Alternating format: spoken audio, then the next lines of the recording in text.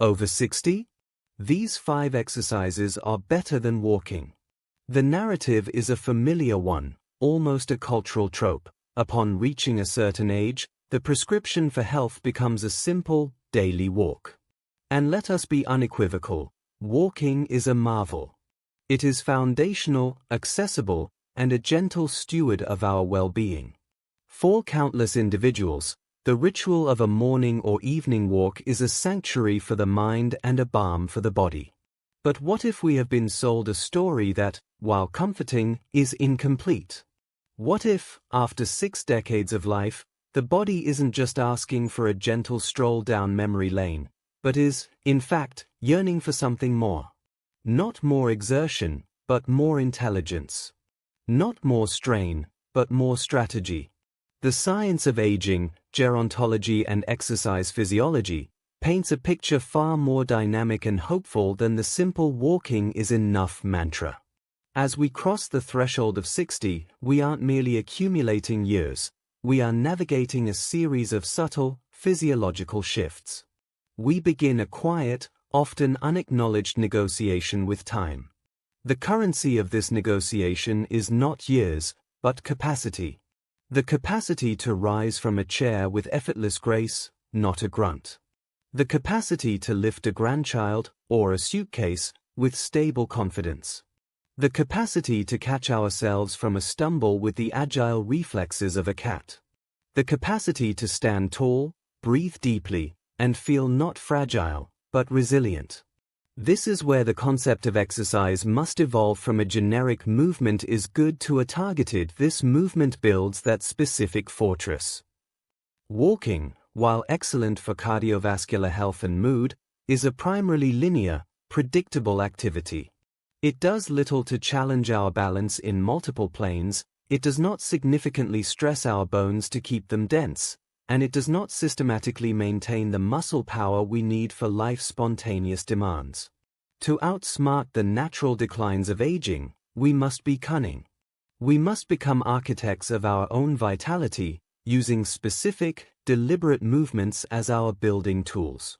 The goal here is not to create bodybuilders or marathon runners unless that is one's passion, but to forge competent bodies. Bodies that are equal to the rich, varied, and sometimes unpredictable tapestry of life.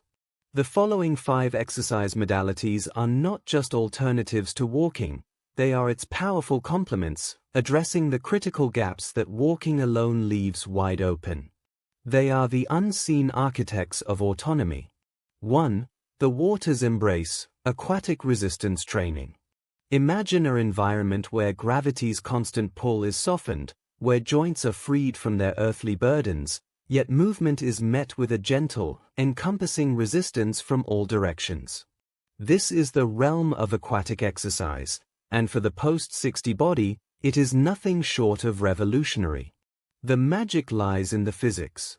Water provides buoyancy, reducing weight-bearing stress on knees, hips, and the spine by up to 90%. For those navigating arthritis, osteoporosis, or postoperative recovery, this is a game-changer. It allows for movement without the sharp punctuation of pain. But simultaneously, water is denser than air. Every push, every stride, every arm sweep must fight against this viscous medium. This resistance is omnidirectional. Unlike a weight machine that trains in one plane, water challenges stabilizing muscles from every angle as you move through it. The benefits are profound. This full-body resistance builds lean muscle mass and endurance without the joint jarring.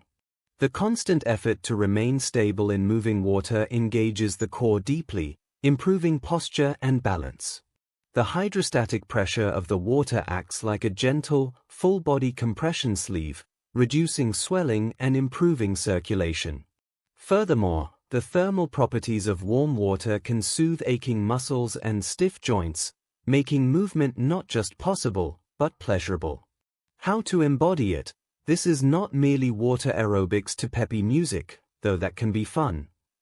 Seek out or design a session of aquatic resistance training. Use foam dumbbells or webbed gloves to increase drag. Perform slow, controlled leg lifts to the front, side, and back while standing chest deep. Practice water walking with high knees or by lunging forward, feeling the push against the water. Do jumping jacks submerged, where the impact is zero but the effort is immense. The focus should be on slow, deliberate motions, maximizing the time your muscles spend under tension. Just 45 minutes, 2 to 3 times a week, can rebuild strength and mobility in a way land-based exercise often cannot for this stage of life. 2. The foundation reclaimed, targeted balance and proprioception drills. Balance is not a static act of standing still. It is a dynamic, unconscious conversation between your muscles, your inner ear, and your brain, a conversation called proprioception. This is your body's innate awareness of where it is in space. With age, this conversation can become garbled. The nerves communicate a little slower, the muscles fire with a slight delay. The result is not just a fear of falling, it is a constriction of life. One begins to avoid uneven paths, dimly lit stairs, crowded places. The world subtly shrinks. The antidote is not caution, but calculated challenge. We must deliberately create controlled, safe scenarios that force this internal communication system to wake up, to pay attention, to resharpen its skills. This is training for life's little surprises, the slippery floor, the curb you didn't see, the dog that darts across your path. How to embody it? This practice is quiet, focused, and deeply neurological. It can be done in snippets throughout the day. Start simply. Practice standing on one leg while brushing your teeth. Hold onto the counter if you must, but strive for moments of release. Graduate to closing your eyes while doing it with a sturdy support nearby. Walk heel to toe along a straight line on the floor, as if on a tightrope. Practice rising from a chair without using your hands, slowly and with control, focusing on engaging your thighs and core. Invest in simple tools, a foam pad or a folded yoga mat to create an unstable surface. Stand on it, feet hip-width apart, and simply try to hold your center. You will feel dozens of tiny muscles in your ankles and feet firing rapidly to keep you steady. This is the sound of your balance system singing. Practice controlled falls. From a standing position, shift your weight decisively to one foot and lift the other as if to step, but hold that precarious position for a 3 count before placing the foot down. This mimics the moment of instability in a walk. Dedicate 10 to 15 minutes daily to this kind of play. It is the most potent insurance policy against the single greatest physical threat to aging well, a catastrophic fall. 3. The Power Preserve. Explosive strength plyometrics for the wise body. The word plyometrics might conjure images of Olympic long jumpers or volleyball players pounding the gym floor. It seems the antithesis of safe exercise over 60. But this is where we must redefine power. Power is not just for athletes. It is the fundamental physical competency that separates an active, resilient life from a cautious, fearful one. Power equals strength plus speed. It is the ability to produce force quickly. It is the muscle contraction that yanks you upright when you start to trip. It is the burst needed to climb a flight of stairs with vigor, to catch a bus, to hoist yourself up from the ground after gardening. After 60, we lose muscle power at a rate 2 to 3 times faster than we lose muscle strength. A body that can slowly lift a weight might still be utterly incapable of generating the swift force needed to prevent a fall. This is the critical gap that walking does not address. We must train for this swiftness, but we must do so with the wisdom of our years, scaling the movement, not the intent. How to embody it? Forget box jumps. Think low amplitude, high intention movements. The key is the quick, elastic recoil. Start with plyometric step-ups, facing a low, sturdy step 4 to 6 inches, place one foot firmly on it. Instead of a slow step-up, push through that foot with speed to lift your body and lightly tap the other foot on the step, then immediately step back down. Focus on the explosive push, not the height.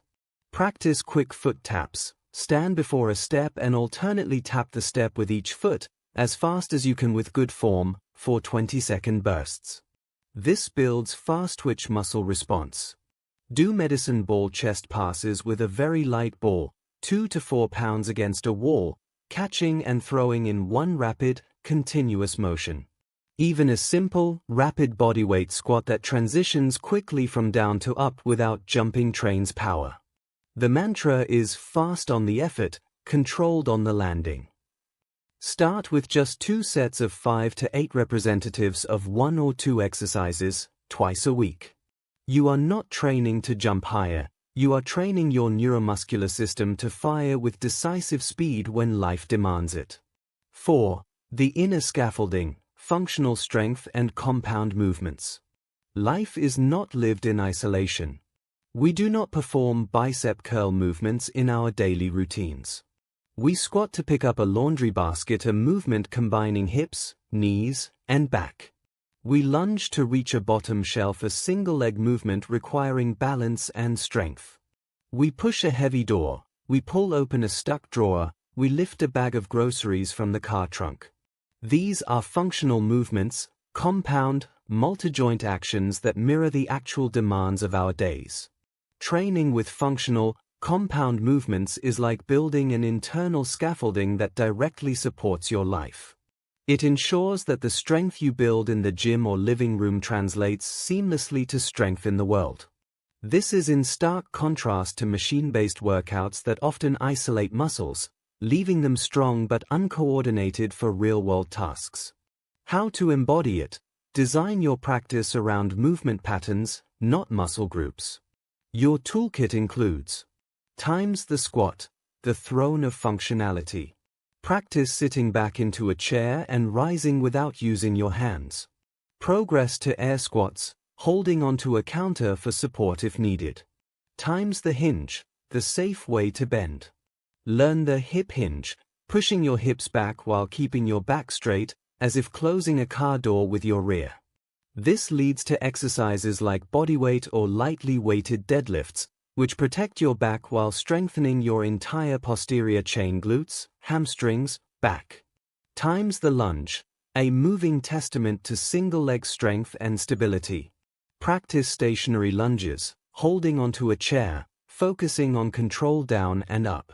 Times the push, wall push-ups, progressing to countertop push-ups, then to traditional knee or full push-ups. This builds the pushing strength vital for everything from getting up off the floor to moving furniture. Times the pull. If you have access to resistance bands, anchor them and perform rows, pulling your shoulder blades together. This counteracts the forward slump and builds back strength for pulling objects toward you.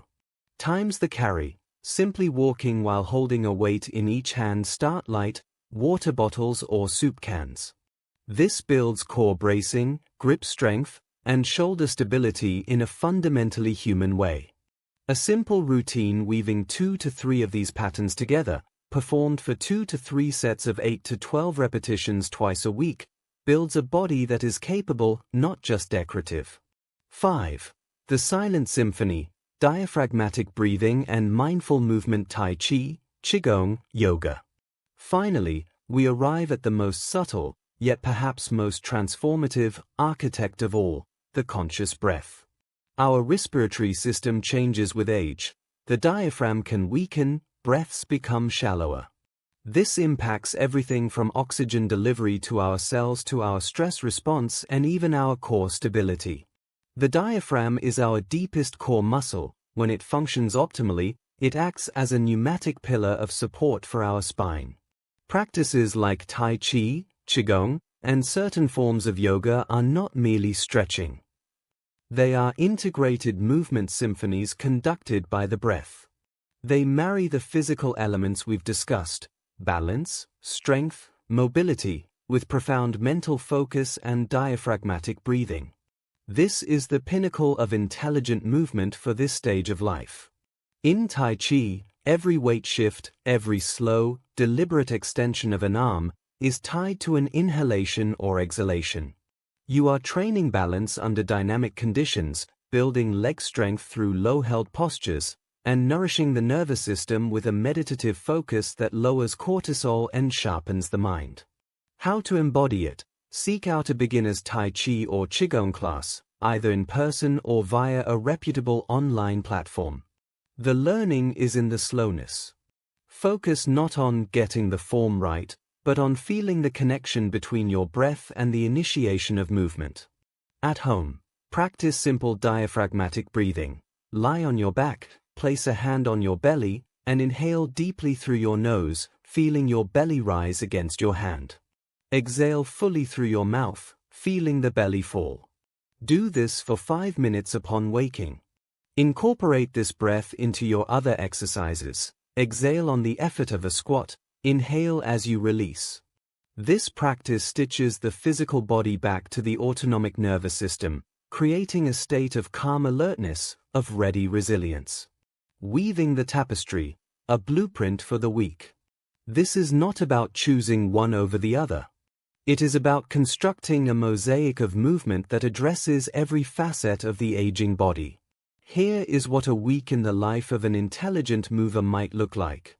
Times Monday, 30-minute focused balance and proprioception session. Follow with 15 minutes of diaphragmatic breathing. Times Tuesday, 45-minute aquatic resistance class in the morning. A gentle evening walk for leisure and mental clarity. Times Wednesday, functional strength session squats, hinges, push, pull for 30 minutes. Incorporate plyometric step-ups 2 sets of 5 at the end. Times Thursday, 60-minute Tai Chi or gentle yoga class, focusing on breath and flow. Times Friday, rest, or a purely joyful walk in nature with no fitness goal. Times Saturday, repeat aquatic or functional strength session. Times Sunday, long, slow balance practice and breathwork.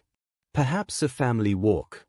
The narrative of aging does not have to be a story of gradual retreat. It can be a story of intelligent adaptation, of strategic building, of deepening mastery over the one thing we truly own, our physical vessel. Walking will always have its cherished place in this story, as a connective thread, a moving meditation, a way to engage with the world. But it is not the whole story. These 5 modalities, aquatic resistance, targeted balance, explosive power, functional strength, and breath-led movement, are the co-authors of a richer, more defiant narrative. They answer the body's silent calls for relevance, for challenge, for respect. They are the unseen architects, quietly building a foundation strong enough to hold not just the weight of years, but the boundless, vivid, and unpredictable weight of a life fully lived. The invitation is not to abandon the path, but to build a more capable, more agile, and more powerful body to walk it with.